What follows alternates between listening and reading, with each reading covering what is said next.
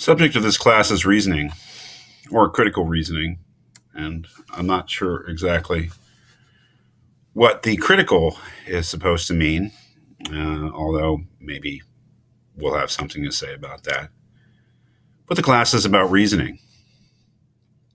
What does it mean to reason? Let's talk about words. Let's talk about the different forms of this word. Of course, the basic word is reason, which is a ambiguous word. In one sense, we have reason. In the largest sense, reason is the capacity to think or the capacity to reason.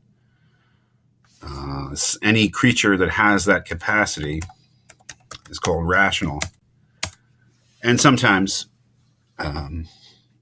following Aristotle, the famous ancient Greek philosopher, human beings are characterized as rational animals. That is, that what distinguishes us from all other creatures is our capacity to think, to reason. So anything having the capacity to reason or having reason is a rational creature. Of course, the word rational has all sorts of other meanings as well. So reason, oftentimes with a capital R, is sometimes meant to convey a capacity that a creature has to think in a certain way or to think at all, especially to think logically, which is what perhaps reasoning actually is logical thinking. So in a certain sense, reason is simply a word that stands for the capacity to reason. But of course, there's another meaning to that, a much more humble meaning. And reason is something that you give to try to support something you say. Giving a reason, having a reason, a justification of some sort, evidence of some sort. And so the giving of reasons is, in a sense, what this course is all about. You might say exercising our capacity to reason with a capital R, but the practice of giving reasons for things that we say. So what does it mean to give a reason, or what does it mean to reason, or what is reasoning? Well, let's give a very simple example.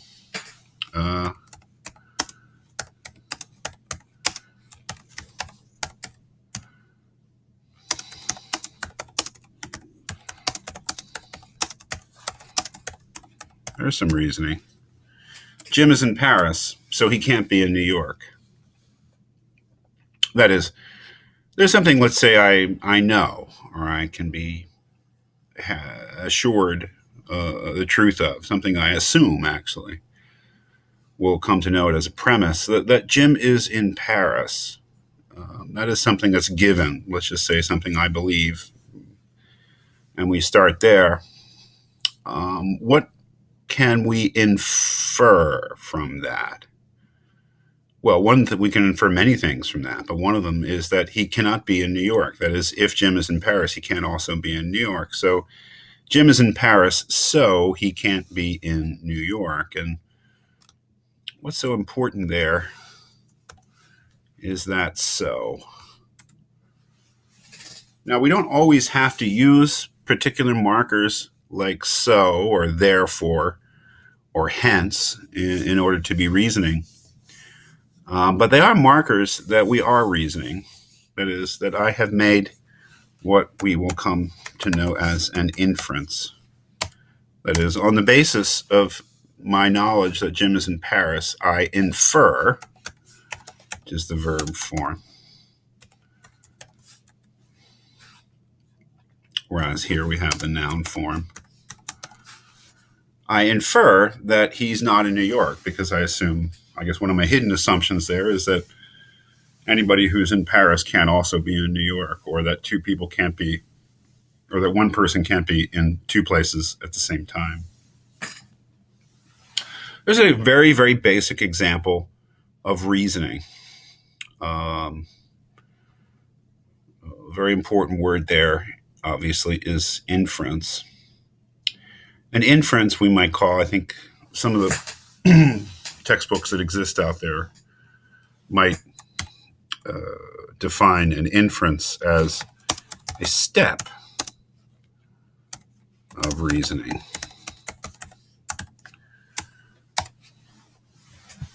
That is, making a claim on the basis, we make a claim that something is true, that Jim can't be in New York. And we make that claim on the basis of something else that we know, that Jim is in Paris. So an inference is a step of reasoning. So one might say that to reason is to make inferences, and that making an inference means that we are engaging in reasoning.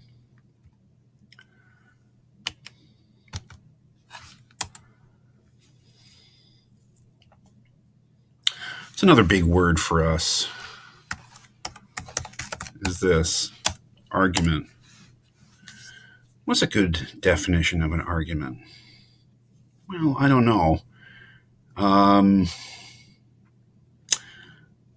Well, one might say an argument is a set of connected statements meant to establish an overall conclusion. I'm going to write that down.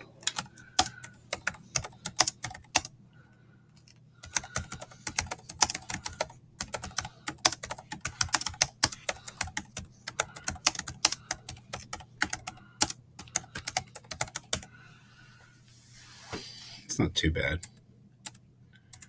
So, in famous syllogism, let's see,